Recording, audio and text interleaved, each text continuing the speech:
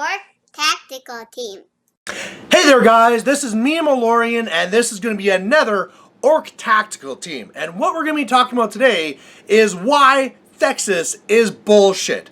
Now, right away, I'm sure there's a lot of people out there who are like, Thexus who? Because he's not actually very popular, depending on where you are, and maybe you do have to deal with this, maybe you do see it, but there's a lot of people who Thexus is just not part of their meta. So if you're a person who doesn't know about Thexus, don't stop this video because this video is for you. And if you're a person who is hating Thexus, you're going to love watching this. And if you're a person who plays Thexus, you probably want to know this too, to know what type of thoughts are out there about your caster.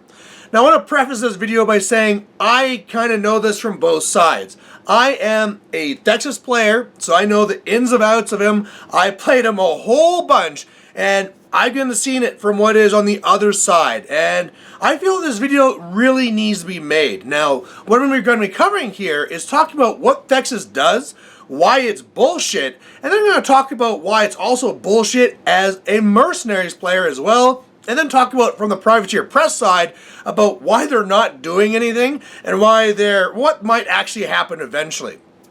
So let's first talk about Thexus. For those who don't know, Thexus is a mercenary caster who is part of the Cephalix. For those who don't know the Cephalix, they're the weird looking ones, right? You have all the other mercenaries, you get the pirates, you got the dwarves, all the regular looking things, and then you got these Cephalix guys who are weird and different. He's that one. In particular, he's the spider guy. He's the one with the legs and stuff all over, the weird arm tentacle things. He's just a little like crippled thing in the middle. That's Thexus. Now, what his whole deal is he's all about control. His feet moves things around. He has TK to do that. He also has Rampagers. He can move things around that way. He can go and Hex Blast off your upkeeps if you have upkeeps. And then he also has Acceleration, so you get some extra armor against any range or magical attacks. Now, another part of this too with Thexus is that he can actually use any of his monstrosities as an arc node. So, whereas for other types of things, it'd be like, well, I don't have an arc node, or if there's an arc node, it's just that one guy over there. At any time, Thexus can use any one of his monstrosities in his control area, that's not engaged and all that stuff, as an actual arc node. It'll take some damage, but who cares? That flexibility is huge. Now, the other part that's massive about Thexus as well is that he can sack pawn to his monstrosities. So if he takes any ranged hit whatsoever, if he's within 3 inches of a monstrosity, it doesn't matter if it's knocked down, doesn't matter if it's stationary, doesn't matter anything, he can pass over that hit. So that is extremely good. Now, I'm going to say too that when I talk about Thexus, I'm not going to be talking about any type of list you can make because there's a lot of different combinations you can make. I am going to assume that you are playing the theme list to its full potential. And I gotta say, guys, I was one of these guys at first, I was changing up the list. I was like, maybe I can do this, maybe I can do that. But once I started playing the theme list to its full potential, there's no going back. This is the pinnacle list for Thexus. And what that pinnacle list is Thexus, 2 Wreckers, 3 units of Mind Slavers, 2 units of Mind Benders, 3 units of Mind Benders. Then you're also going to get 2 Agitators, and then for free, you're going to be getting 2 more units of the Overlords. So that's going to be 60 Drudges. Then you're also going to be having 6 more little spray Overlord guys, and then you also are going to be having the Agitators, and then of course your Battle Group as well. It's a lot of models. That's 16 free points you're getting there. And I gotta be honest, guys, when people see this from across the table, they're like, oh my god, how am I going to be dealing with all of this? Now, the other parts you're going to be getting from that theme as well is that 1 unit can be ambushing, and then as well your monstrosities get hyper aggression. Now, what that really does is that it ever gets shot and takes some damage, I get to get a full move directly towards you. So if you're up against a range list and they come up and they start shooting you with like a row of like hunters, after a couple of moves, you might be engaging their line. And you can really catch people off guard by moving up. But that's kind of getting past all this. Now, let's really talk about why this list is so crazy and why it's really kind of bullshit. Now, the first thing is that there's so many guys, right? If you're a list that really has dedicated attacks that need to go in and do some real work, well, this is not the list you want to face. There's 60 of these drudges, they're really cheap, they all have tough, so even if you shoot this big gun at them, they might not even die, and so you're kind of left off in this point where your big high-powered shots aren't really doing what they're supposed to be doing. Worse yet, if you're an assassination type caster, say like King 2 or Lil 3 or any of those other ones, if you're trying to assassinate Thexus, we already talked about that. That's a waste of time. You're just going to sack pawn off to your wreckers. They're going to then be armor 19 because of the deceleration. They have 36 boxes each. It's not going to happen. So shooting against this list is really bad. Even if you think like, you know what? I'm going to be up against these guys. I'm just going to take a bunch of guns, like a bunch of little guns. That's also the wrong way to go because all these drudges are going to be armor 17 after deceleration, plus they have tough. So really not the way to go. The thing that's even worse about this too is that the offensive potential of this list is massive. If it's lots of infantry and there's infantry all over the place, don't even bother. They're all going to die. And here's the reason. Sprays for days. Those overlords, those little ones you got for free, each get to do an 8-inch spray, which is going to be at skill 7, POW 12. That will decimate guys. Decimate them. Every single one of those units of benders, the mind benders, can be doing 3 more sprays just like that, but it's skill 6, not 7.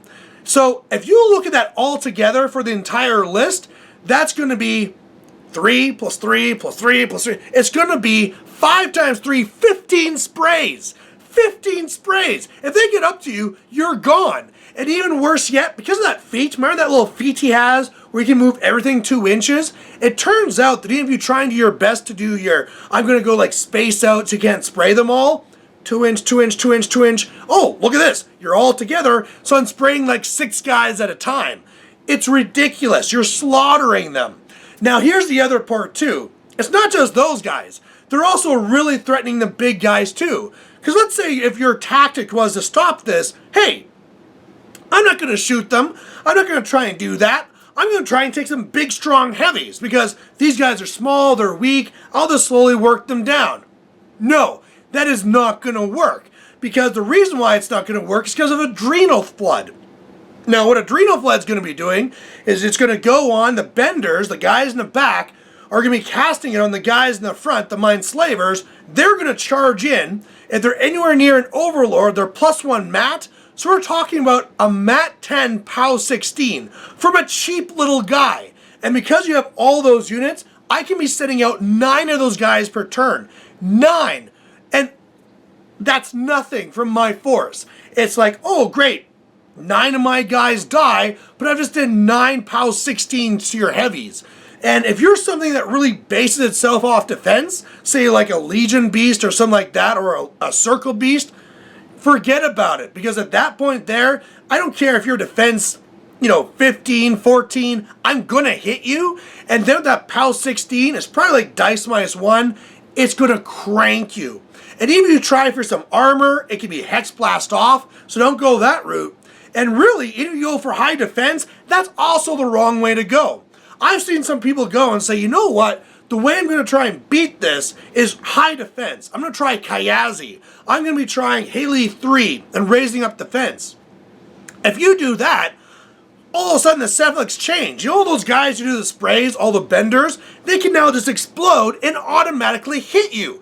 You can be defense 100, I don't care what it is, they just blow up with an AoE 4 and then blow you up. And the threat of that is huge because I can go and I can Adrenal Flood one of those guys from a different unit, move him up. I can always TK him up even forward. I can then feat to bring your stuff closer, and then if I really want to, hey, then they walk up, boom, blow up the whole group, and it's ridiculous. One of the biggest things I normally don't see people understand too is the threat range that's coming from those regular drudges. They're like, oh, speed 5, half an inch threat, that's nothing. However, it's actually a really big deal because that 8.5, when you TK it, well, all of a sudden that's 10.5. Not impressed? If I feet and bring you closer, that's 12.5. Oh, still not good enough? Well, I can always TK you closer as well. Is that okay? Okay, now we're at, 8.5, 10.5, 12.5, 14.5 inches. How's that? Still not good enough? If I adrenal flood, I can hit you from 18.5 inches away. That's ridiculous. You can have a solo, safe somewhere on the side, adrenal flood, TK, feet, TK, boom, that thing's taking off and hitting you. And we haven't even talked about Rampager yet. If you're trying to stay back with your beast and trying to stay safe, all of a sudden, all I gotta do, run up one wrecker to be 10 inches away, I Rampager you towards me, and just let all these drudges do all the work. It's crazy damage potential. And the greatest thing is that because this is such a great list that counters everything, it's so hard to figure out what you even want to play against it. If you don't have something that really has like a big magical assassination, hey, if you have infantry, they're going to get slaughtered. If you have a bunch of beasts, they're going to get slaughtered. High defense, whatever, they're in a whole bunch of trouble. Now, this all together really, I hope, is coming across as why they're bullshit. When I go to a tournament, or if I'm going to a regular gaming day, it's at the point now that when I walk up to the table, or they announce what the pairing is, they're like, oh, I don't want to face Malorian's bullshit again. I got people who are sometimes actually saying, you know what, I just don't even feel like playing. I don't even want to play this. I got the comment this last weekend at a tournament that's like, we're not even playing the same game. That person there was there with their list. That was more standard, right? They got a couple of heavies, couple of units, couple of solos, a nice balanced list. And I got this whole horde that's coming at him that's resisting everything he does and just wiping him off the table, right? One guy goes into the middle of his line, boom, blows up a whole unit. Over there, a couple of guys together, spray, spray, spray, they're gone. It's crazy.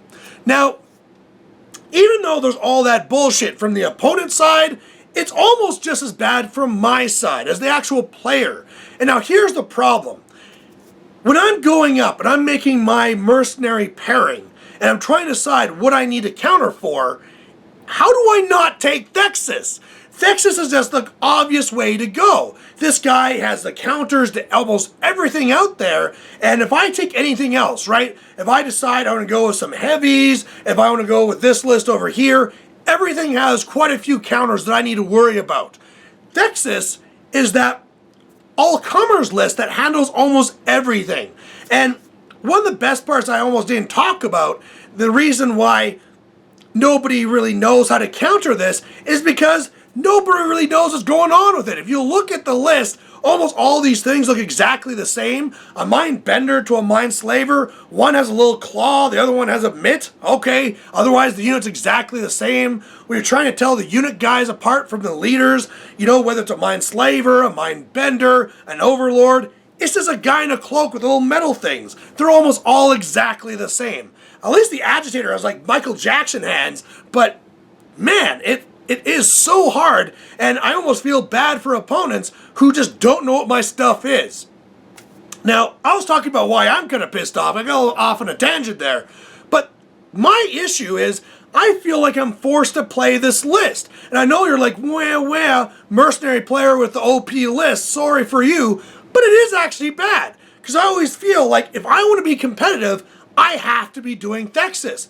I just can't help it. In fact, a lot of times I'm finding my alternate list is my weakness. The fact that if I go to divide and conquer and at some point I'm forced to use the other list, that's my weakness. And that's not fun for me. As a player, I want to go in there and I want to say like, I got all these casters, I got all these jacks, I want to try out all these different fun things. But I can't because I have to play Thexus. And when I play the game, it's almost even worse because I got to go and move all these guys. These games take forever. I'm a fast player, but even then, with all the movement and all these things going on, these games are not fast. It's not like I walk up there, level 3, you're dead. Hey, I'm going to go take a rest. Every game is a grind down to the end. There is no fast win. I mean, I suppose if I got a great thing like incursion, and I can go in there and I can feat, score, next turn just TK or Rampager things away, score again, sure, I might get a fast game like that, but the vast majority, they're a long grind. and there is going to be a lot of me hunched over. My back is going to be screwed for running this list because I'm always hunched over, moving all these guys every single turn. So it's just one of these things where, for me, I even think that it's bullshit from my side because it's kind of a hassle to play, trying to do all these things. And as a player, I'm feeling forced like I have to do this. Now, the follow-up question is then, why isn't PP doing anything about this? If this is so bad, Malorian, if you're telling me that Thexus is bullshit, why isn't Privateer Press fixing it? Well, the problem is that people don't play it. You know, if you go out there and you're looking at what's winning events, it's not really Thexus. You know, people are playing other lists. You're seeing lots of Signar, you're seeing lots of Menoth, and that's why people are focused on that. You know, like Stormlances, they're a problem. Nobody talks about the Mind Benders.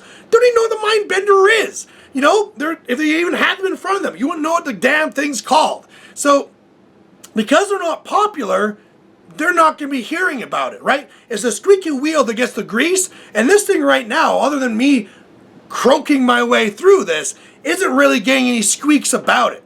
So I think the reason why people don't play it is that it looks so weird, right? You look at the list and it's like, oh, I'd have to build all those guys and paint all them, and they look so weird, I'm not going to do it. Meanwhile, you know, we got a real problem here. So in the end, what's going to fix this? I don't know if anything is. You know, I think that if anything is going to be fixing Thexus, when we're looking ahead to the next Steamroller, where all of a sudden the scenario game's different, that might do it. But even then, I don't know. So there you go, guys. I know I've been kind of rambling on here, but I feel this is a very important thing for you guys to know. You know, I almost feel like it's a public service announcement for myself, because I know it's a crutch for me. These Thexus guys, they're super good, and I know it. I know as a person who's running a channel, it must be boring for you guys to have to watch Thexus over and over and over again. Part between me being sick and part between me realizing you don't want to see 60 Drudges all the freaking time, it even hurts the channel. So anyway, I just want to get it out there. I want to make sure that if you're a person who is not prepared for Thexus, get prepared for Thexus. If you're a person who plays Thexus, realize that what you're playing is a little bit mean. And otherwise, guys, thanks for watching. Please put a comment down below whether you play against Thexus or you are a Thexus player. Let me know if you agree, disagree. And otherwise, guys, we'll catch you later. Bye.